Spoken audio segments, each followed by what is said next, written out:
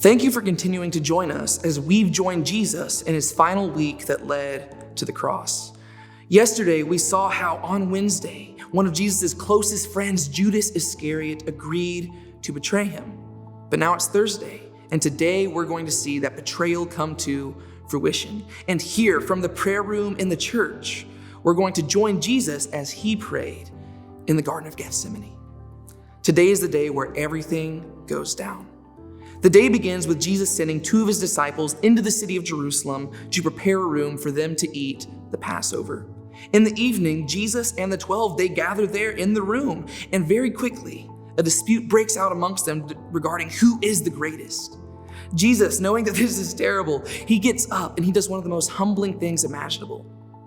He lowers himself down and he washes their feet.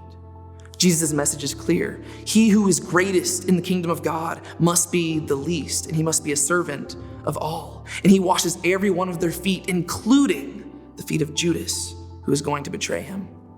As the meal progresses, Jesus begins to speak ominously about his impending death, and all of the disciples are absolutely confused as to what's going on. Eventually, Jesus decides to institute a new covenant, the bread of his body, which is broken to be given, and the wine of his blood, which is poured out so that we could be forgiven. At the end of the meal, Jesus arises and he takes the disciples out of the city, through the valley, and up into the Garden of Gethsemane, teaching all along the way. Where Jesus finally gets there, he lowers down and he prays. And this is where we truly begin to see the weight of the cross for the very first time. And as Jesus gets into the Garden of Gethsemane, he withdraws from the disciples, he falls on his face, and he's so stressed out that he is sweating blood. And he cries out to God and he says this, "Father, if it be possible, remove this cup from me. Nevertheless, not my will, but yours be done."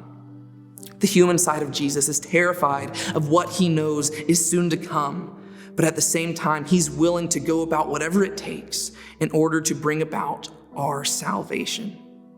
And then, in this moment, as Jesus has been praying, the light of torches breaks through the night, and a squadron of soldiers led by Judas Iscariot himself wanders into the garden.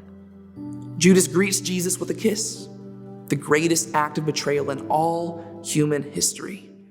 And in that moment, as the disciples flee away in terror, Jesus is taken into custody.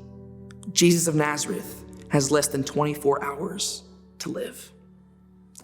Imagine the sorrow that Jesus experienced this entire night as he sees his disciples arguing about such trifling things as who is the greatest when he knows what is to come the following day. Imagine the loneliness he felt in his hour of need when all of his closest friends abandoned him.